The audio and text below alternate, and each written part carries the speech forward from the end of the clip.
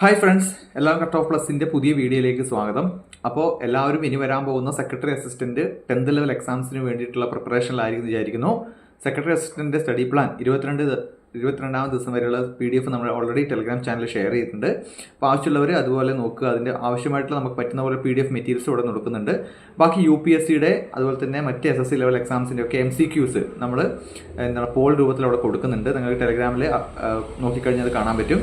അപ്പോൾ എല്ലാവരും നല്ല രീതിയിൽ പഠനമായിട്ട് മുന്നോട്ട് പോവുക. അപ്പോൾ ഇന്നത്തെ വീഡിയോയിൽ നമ്മൾ പറയാൻ പോകുന്നത് നിങ്ങൾ തംബ്നെയിലിൽ കാണുന്ന പോലെ തന്നെ എന്നെ സ്വാധീനിച്ചിട്ടുള്ള എഡ്യൂക്കേറ്റേഴ്സിനെ കുറിച്ച്. അപ്പോൾ ഒരുപാട് പേരുടെ സംശയമാണ് നല്ല ആരെയാണ് ഫോളോ ചെയ്യേണ്ടതെന്നുള്ളത്. അപ്പോൾ ഓരോ സബ്ജക്റ്റിനും നമ്മുടെ കേരളത്തിലെ PSCയുടെ ഇപ്പോഴത്തെ നിലയിൽ എനിക്ക് തോന്നിയിട്ടുള്ള ബെസ്റ്റ് എന്ന് തോന്നിയിട്ടുള്ള ആൾക്കാരെയാണ് ഞാനിവിടെ പറയാൻ പോകുന്നത്.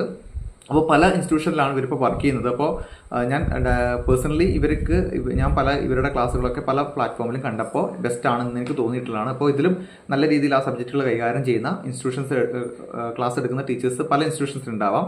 പക്ഷേ ഇത് എനിക്ക് തോന്നിയ ആൾക്കാരാണ്. അപ്പോൾ നിങ്ങൾക്ക് തോന്നിയ ആൾക്കാർ ആരൊക്കെയാണെന്ന് താഴെ കമൻറ്റ് സെക്ഷനിൽ പറഞ്ഞു തരിക. അപ്പോൾ നമ്മൾ സിലബസ് വൈസ് നോക്കിക്കഴിഞ്ഞാൽ ആദ്യം കേരള ഹിസ്റ്ററി, ഇന്ത്യൻ ഹിസ്റ്ററി, അതുപോലെ തന്നെ വേൾഡ് ഹിസ്റ്ററി. അപ്പോൾ ഈ 3 ഹിസ്റ്ററി പഠിക്കുമ്പോൾ സത്യം പറഞ്ഞാൽ ഒരു എഡ്യൂക്കേറ്റർ, ഇന്നയാളാണ് എൻ്റെ എഡ്യൂക്കേറ്റർ എന്ന് പറയാൻ ഈ ഹിസ്റ്ററിൻ്റെ കേസിൽ എനിക്കില്ല. കാരണം ഹിസ്റ്ററി നമുക്ക് സ്വയം പഠിക്കാൻ പറ്റുന്ന ടോപ്പിക്സാണ്. അപ്പോൾ എല്ലാ PSC വിഷയങ്ങളെ തന്നെ നമുക്ക് രണ്ടായിട്ട് തിരിക്കാം. ഒന്ന് സ്വയം പഠിക്കാൻ പറ്റുന്നത്, അതുപോലെ തന്നെ മറ്റുള്ളവർ നമ്മളെ പഠിപ്പിക്കാൻ പറ്റുന്നത്. അപ്പോൾ നിങ്ങൾ പഠിക്കാൻ പറ്റുന്ന വിഷയങ്ങൾ, അതായത് history, Kerala history, Indian history, world history, അതുപോലെ തന്നെ arts, sports, literature, current affairs, ഇത്രയും കാര്യങ്ങളൊന്നും പഠിക്കേണ്ട ഒരാൾ നിങ്ങൾക്ക് പറഞ്ഞു തരുമോ അല്ലെങ്കിൽ പഠിപ്പിക്കേണ്ട ആവശ്യമില്ല. ഹിസ്റ്ററിയൊക്കെ നമുക്കറിയാം, ഫാക്ട്സുകളാണ് കൂടുതലായിട്ട് പഠിക്കാനുള്ളത്. കറണ്ട് അഫയേഴ്സും ഇപ്പം നടക്കുന്ന കാര്യങ്ങൾ നമ്മളൊന്ന് പേപ്പർ വായിക്കും കാര്യങ്ങളൊക്കെ ചെയ്ത് നിങ്ങൾക്ക് മനസ്സിലാവും. അതുപോലെ തന്നെ ആർട്സ്, സ്പോർട്സ്, ലിറ്ററേച്ചർ. അപ്പോൾ ഇത് കഴിഞ്ഞിട്ടുള്ള മറ്റ് വിഷയങ്ങളിലേക്ക് നമുക്ക് പോകാം. അപ്പോൾ ജോഗ്രഫിൻ്റെ കേസ് നോക്കുകയാണെങ്കിൽ ഇന്ത്യൻ ജോഗ്രഫി സത്യം പറഞ്ഞാൽ വളരെ എനിക്ക് വിഷമത്തോടെ കൂടി പഠിക്കുന്ന വിഷയമായിരുന്നു. കാരണം ഒരു ഡിഗ്രി ലെവൽ എക്സാംസ് നിങ്ങൾ തയ്യാറെടുക്കുമ്പോൾ നമ്മൾ ബേസിക് ആയിട്ടുള്ള ആ ഒരു നോർത്തേൺ മൗണ്ടൻ റേഞ്ചസ് മാത്രം പഠിച്ചിട്ട് പോയാൽ പോരാ. അതിൻ്റെ ഓരോ വിഭാഗം എടുത്തിട്ട് ഡീറ്റെയിൽഡ് ആയിട്ട് പഠിക്കണം. അപ്പോൾ അത് വളരെ നല്ല രീതിയിൽ എനിക്ക് ക്ലാസ് ആയിട്ട് തോന്നിയിട്ടുള്ളത് എൻട്രിയിൽ ഇപ്പോൾ എൻട്രിയിൽ തന്നെയാണ് സാർ വർക്ക് ചെയ്യുന്നത് തോന്നുന്നു. ബിബിൻ മാത്യു സാറിൻ്റെ ഇന്ത്യൻ ജോഗ്രഫി ക്ലാസ് ആണ്.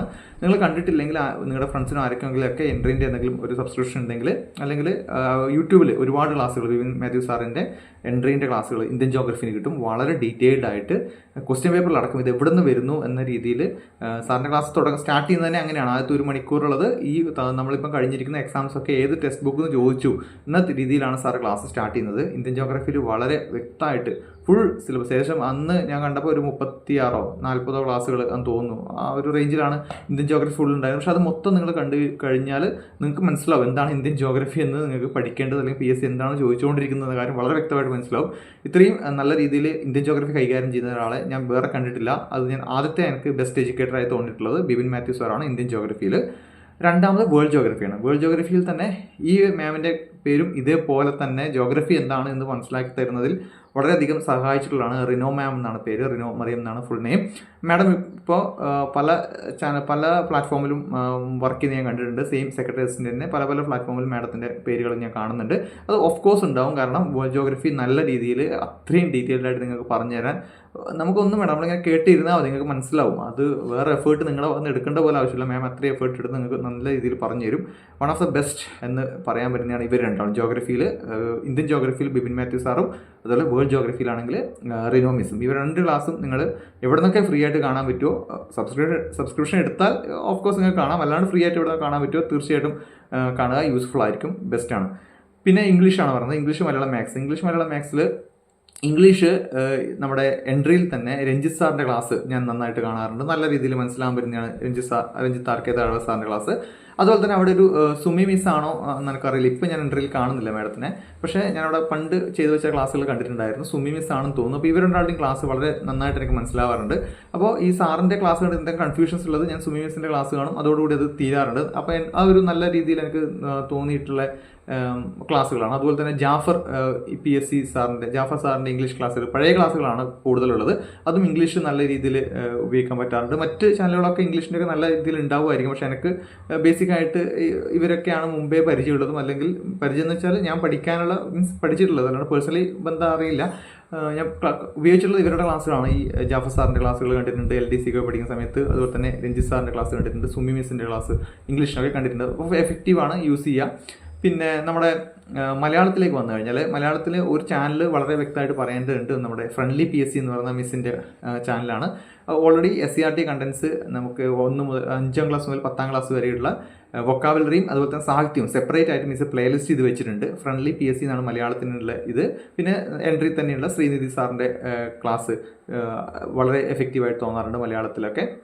പിന്നെ മാത്സിൻ്റെ ക്ലാസ്സാണ്. മാത്സിൻ്റെ കേസ് പറയാനുള്ളത് ജെറിൻ സാറിന് തന്നെയാണ് ഫസ്റ്റ് പറയേണ്ടത്. ട്രിക്ക് ടേൺ മാത്സ് ഓൾറെഡി നമ്മൾ സ്വന്തം പഠിക്കാൻ ശ്രമിക്കാറുണ്ട്. പക്ഷേ എങ്കിലും ചില ടോപ്പിക്കുകൾ എത്തുമ്പോൾ, ഇപ്പോൾ കലണ്ടറുകൾ എത്തുമ്പോൾ, അല്ലെങ്കിൽ അങ്ങനത്തെ കലണ്ടർ അതുപോലെ ഡേറ്റ് അങ്ങനത്തെ വരുമ്പോൾ ഇക്വേഷൻസ് ഒക്കെ നമ്മൾ ബൈ ഹാർട്ട് ചെയ്യേണ്ടി വരും. അപ്പോൾ ആ ഇക്വേഷൻസ് ഒക്കെ വേണ്ടിയിട്ട് സാറിൻ്റെ ക്ലാസ്സുകൾ ആശ്രയിക്കാറുണ്ട്. അതുപോലെ തന്നെ പ്രീവിയസ് ഇയർ ക്വസ്റ്റ്യൻസ് നോക്കിയിട്ട് സാറിൻ്റെ ക്ലാസ്സുകളിലേക്ക് നോക്കാറുണ്ട്. വളരെ നല്ല രീതിയിൽ കൊണ്ടുപോകാൻ പറ്റുന്ന മീൻസ് മാത്സ് നല്ല രീതിയിൽ മനസ്സിലാക്കാൻ പറ്റുന്ന ഒരു സാറാണ് ജെറിൻ സാറിൻ്റെ ക്ലാസ് എന്ന് പറയുന്നത്. പിന്നെ എക്കണോമിക്സ് ആണ്. എക്കണോമിക്സ് ഇപ്പോൾ വളരെ ഡൗട്ട്ഫുൾ ആയിട്ടുള്ള എല്ലാവർക്കും എവിടെ നിന്ന് ക്വസ്റ്റ്യൻ വരുന്നു എന്നതാണ്. അപ്പോൾ എക്കണോമിക്സിൻ്റെ സബ്ജക്റ്റിൻ്റെ ഒരു പ്രശ്നം തന്നെ അങ്ങനെയാണ്. ബഡ്ജറ്റ് വന്നാൽ തന്നെ നിങ്ങൾ ആ ബഡ്ജറ്റ് ഫുൾ അനലൈസ് ചെയ്താൽ മാത്രമേ ചിലപ്പോൾ PSC ചോദിക്കാൻ പോകുന്ന ചോദ്യത്തിന് നിങ്ങൾക്ക് ആൻസർ കിട്ടുകയുള്ളൂ. പക്ഷേ എങ്കിലും അതിൻ്റെ കൺസെപ്റ്റ്സ് മനസ്സിലാവണം. ഇപ്പോൾ നമ്മുടെ GDP എന്താണ്, NNP എന്താണ്, അങ്ങനത്തെ കൺസെപ്റ്റ്സ് ഒക്കെ നിങ്ങൾക്ക് കൃത്യമായിട്ട് മനസ്സിലാവണമെങ്കിൽ ഞാൻ മനസ്സിലാക്കിയത് നന്ദു സാറിൻ്റെ ക്ലാസ് കണ്ടിട്ടാണ്. നന്ദു സാർ മുൻപ് എൻട്രിയിൽ ഉണ്ടായിരുന്നു, ഇപ്പം പല ഇൻസ്റ്റിറ്റ്യൂഷൻസ് വർക്ക് ചെയ്യുന്നുണ്ടെന്ന് തോന്നുന്നു. അപ്പോൾ നന്ദു സാറിൻ്റെ ക്ലാസ് നോട്ട്സ് വളരെ ഡീറ്റെയിൽഡ് ആയിട്ട് മനസ്സിലാവും. സാർ അവിടെ ചെയ്യുന്ന എക്സാമ്പിളും കാര്യങ്ങളൊക്കെ നല്ല രീതിയിൽ മനസ്സിലാക്കാൻ പറ്റും. നന്ദു സാറിൻ്റെ ഫുൾ നെയിം നന്ദു ഗോപൻ ആണെന്ന് തോന്നുന്നു, എനിക്കറിയില്ല സാറിൻ്റെ ക്ലാസ് ഫുൾ നെയിം. ഇങ്ങനെ നന്ദു സാറിനാണ് കേട്ടിട്ടുള്ളത്. നമ്മൾ കണ്ടതും ആ സാറ് നമ്മൾ ഒരാളുടെ ക്ലാസ് വളരെ ഇഷ്ടപ്പെടുമ്പോൾ നമ്മൾ അവരാരാണ്, പേരെന്താണെന്നൊക്കെ അന്വേഷിക്കുമല്ലോ. അങ്ങനെ അന്വേഷിച്ചവരാണ് ഞാൻ ഈ പേര് പറഞ്ഞ മൊത്തം. അപ്പോൾ നന്ദു സാറിൻ്റെ എക്കണോമിക്സ് ക്ലാസ് ബെസ്റ്റാണ്. പിന്നെ ഉള്ള കോൺസ്റ്റിറ്റ്യൂഷൻ്റെ കേസിൽ പല ആൾക്കാരുണ്ട്. പക്ഷേ ഞാൻ പണ്ട് മുതലേ PSC കോർണറിലൊരു അംഗമായിരുന്നു. അപ്പോൾ അതുകൊണ്ട് തന്നെ അവിടുന്ന് നമ്മുടെ പ്രവീൺ കിളിമേനോൻ സാറ് കോൺസ്റ്റിറ്റ്യൂഷൻ പറഞ്ഞു തരുമ്പോൾ, സാധാരണ ഇതിൽ നമ്മൾ കോൺസ്റ്റിറ്റ്യൂഷൻ പഠിക്കുമ്പോൾ കോൺസ്റ്റിറ്റ്യൂൻ്റ് അസംബ്ലി തൊട്ടാണ് സാധാരണ പഠിച്ചു പോകുന്നത്. പക്ഷേ കോൺസ്റ്റിറ്റ്യൂൻ്റ് അസംബ്ലി എങ്ങനെ ഫോം ചെയ്യുന്നു, അല്ലെങ്കിൽ അതിൻ്റെ ബേസ് എന്താണെന്ന് അറിയണമെങ്കിൽ നമ്മൾ കമ്പനി ക്രൗൺ റൂൾ തൊട്ട് സ്റ്റാർട്ട് ചെയ്യണം. അപ്പോൾ ആ ഒരു റൂൾ തൊട്ട് സ്റ്റാർട്ട് ചെയ്ത കോൺസ്റ്റിറ്റ്യൂഷൻ ക്ലാസ് ഞാൻ വളരെ ചുരുക്കേ കണ്ടിട്ടുള്ളൂ. അത് ഈ സാറിൻ്റെ ക്ലാസ്സിൽ നിങ്ങൾക്ക് കാണാൻ പറ്റും. ഈ പ്രവീൺ സാറിൻ്റെ കോൺസ്റ്റിറ്റ്യൂഷൻ്റെ ക്ലാസ്, അതുപോലെ തന്നെ അദ്ദേഹത്തിൻ്റെ മറ്റ് കേരള അഡ്മിനിസ്ട്രേഷൻ, അതുപോലെ തന്നെ ഇമ്പോർട്ടൻറ്റ് ലോസ്, ആ ക്ലാസ്സുകളൊക്കെ ഒന്നാമത് പുള്ളി ഇത്തരം കാര്യങ്ങളൊക്കെ ഭയങ്കര യൂസ്ഡ് ആണ്. ഇത്രയും ഒരുപാട് നാളത്തെ ടീച്ചിങ്സ് എക്സ്പീരിയൻസ് ഉള്ള ഒരു സാറാണ്. അപ്പോൾ ഓൾറെഡി ഗവൺമെൻറ് സെർവൻറ്റും കൂടിയാണ്. അപ്പോൾ ആ ഒരു ക്ലാസ് അടിപൊളിയായിട്ടും നിങ്ങൾക്ക് ഉപയോഗിക്കാൻ പറ്റും. അപ്പോൾ പ്രവീൺ കിളിമാനൂർ PK സാറിൻ്റെ ക്ലാസ്സുകൾ നിങ്ങൾക്ക് എവിടെ നിന്ന് കിട്ടുമെങ്കിൽ യൂട്യൂബിലൊക്കെ അവർക്ക് ക്ലാസ് ഉണ്ട്. അപ്പോൾ കിട്ടുവാണെങ്കിൽ നോക്കുക. കോൺസ്റ്റിറ്റ്യൂഷന് വേണ്ടിയിട്ടും അതുപോലെ ഇമ്പോർട്ടൻറ്റ് ലോസിന് വേണ്ടിയിട്ടുമൊക്കെ നല്ല രീതിയിലുള്ള ക്ലാസ്സുകളാണ് കൊടുത്തിരിക്കുന്നത്. അപ്പോൾ ഇംഗ്ലീഷ്, മലയാളം, മാത്സായി, ഹിസ്റ്ററി ഞാൻ പറഞ്ഞു, അതുപോലെ ജോഗ്രഫി ഞാൻ പറഞ്ഞു, എക്കണോമിക്സ് പറഞ്ഞു, കോൺസ്റ്റിറ്റ്യൂഷൻ പറഞ്ഞു, പിന്നെ ആർട്സ്, സ്പോർട്സ്, ലിറ്ററേച്ചർ ഈ വിഷയങ്ങളൊക്കെ നമ്മൾ സ്വയം പഠിക്കുന്നതായിരിക്കും പറഞ്ഞത്. അപ്പോൾ ഇത്രയാണ് ബേസിക്കലായിട്ട് ഞാൻ ഇവരുടെ ക്ലാസ് കണ്ടിട്ട് അടിച്ചിരുന്ന ആൾക്കാരെന്ന് പറഞ്ഞാൽ ഇവരൊക്കെയാണ്. നല്ല രീതിയിൽ മനസ്സിലാക്കാൻ പറ്റും. അപ്പോൾ ഇവർ മാത്രമേ ഉള്ളൂ എന്നല്ല ഞാൻ പറയുന്നത്. ഞാൻ അറിയാത്ത അല്ലെങ്കിൽ ക്ലാസ് കാണാത്ത ഒരുപാട് ഇൻസ്റ്റിറ്റ്യൂഷൻസ് ഉണ്ട്, അവിടുത്തെ ഒരുപാട് സാറുമാരുണ്ട്. അപ്പോൾ അവരുടെ എല്ലാവരുടെയും ക്ലാസ് നമ്മൾ കണ്ടിട്ടുണ്ടാവില്ല. അതുകൊണ്ടായിരിക്കും ഞാൻ പറയുന്നത്. ചിലപ്പോൾ ഞാനത് കണ്ട് അതും ഇഷ്ടപ്പെട്ടേക്കാം. ഇനി വരുന്ന ഭാവിയിൽ ഞാൻ അവരുടെ ക്ലാസ് കാണുമ്പോൾ അതും ഇഷ്ടപ്പെട്ടേക്കാം. ഞാൻ അന്നേരം ആ സമയത്ത് പറഞ്ഞേക്കാം. എന്തായാലും നിങ്ങളുടെ ഇഷ്ടപ്പെട്ട ട്യൂട്ടേഴ്സ് ആര് എന്നത്, എഡ്യൂക്കേറ്റേഴ്സ് ആര് എന്നത് താഴെ കമൻറ്റ് ചെയ്ത് കഴിഞ്ഞാൽ ഇനി വരുന്നവർക്കും അവരുടെ ക്ലാസ്സുകൾ ചെക്ക് ചെയ്യാൻ പറ്റും. ഇപ്പോൾ നിങ്ങൾ എനിക്ക് അറിയാത്തൊരു പേര് കമൻറ്റ് സെക്ഷനിൽ ഇടുകയാണെങ്കിൽ ഞാനത് ചെക്ക് ചെയ്യും, അവരുടെ ക്ലാസ് എങ്ങനെയുണ്ട് എന്നുള്ള കാര്യം ചെക്ക് ചെയ്യും. അപ്പോൾ ഒരുപാട് പേർക്ക് ഉപകാരപ്പെടും. അപ്പോൾ നിങ്ങൾക്ക് ഇഷ്ടപ്പെടുന്ന ആൾക്കാർ ആരാണോ, എഡ്യൂക്കേറ്റേഴ്സ് ആരാണോ, അവരെ എന്ത് ചെയ്യുക, നിങ്ങൾ ഇതിലൊന്ന് കമൻറ്റ് ചെയ്യുക. അപ്പോൾ നമുക്ക് കൂടുതൽ ആൾക്കാരെ കുറിച്ച് പറയാൻ പറ്റും. അതുപോലെ തന്നെ നിങ്ങൾക്ക് മെൻറ്ററായിട്ട് എടുക്കാൻ പറ്റുന്ന ആരുടെ മെൻറ്റർഷിപ്പുള്ള പ്രോഗ്രാമാണെന്നുള്ളത്, അല്ലെങ്കിൽ ആരുടെ മെൻറ്റർഷിപ്പിലുള്ള ആപ്പുകളാണ് കോഴ്സുകൾ നല്ലതെന്നൊക്കെ ഒരുപാട് പേര് ചോദിക്കാറുണ്ട്. ഇപ്പം നമുക്കറിയാം ഇപ്പോൾ എൻട്രി കാര്യങ്ങളൊക്കെ നടക്കുന്നത് സുജേഷ് സാറിൻ്റെ ബേസിലാണ്. അതുപോലെ സൈലം നടത്തുന്നത് ഹെഡ് ചെയ്യുന്നത് മൻസൂർ സാർ ഹെഡ് ചെയ്യുന്നുണ്ട്, മൻസൂർ അലി സാർ ഹെഡ് ചെയ്യുന്നുണ്ട്. അപ്പോൾ ഇവരൊക്കെ എന്ന് പറഞ്ഞാൽ ഓൾറെഡി ലെജൻസ് ആണ്. PSCൻ്റെ കേസിൽ സുജേഷ് സാർ ആയിക്കോട്ടെ, അതുപോലെ പ്രദീപ് മുത്തല സാർ ആയിക്കോട്ടെ, മൻസൂർ അലി സാർ ആയിക്കോട്ടെ, ഇപ്പോൾ ഇവരൊക്കെ ഓൾറെഡി ലെജൻസ് ആയി മാറിയവരാണ്. അപ്പോൾ ഇവർക്ക് ഒരു വിഷയം എന്നല്ല ഉള്ളത്. അതുകൊണ്ടാണ് ഞാൻ ഇവരുടെ പേര് പ്രത്യേകം പറയാത്തത്. ഇവരൊക്കെ ആ ഒരു ടോപ്പ് പൊസിഷനിൽ ഇരിക്കുന്നത് തന്നെ അവർ ലെജൻഡ് ആയതുകൊണ്ടായിരിക്കാം.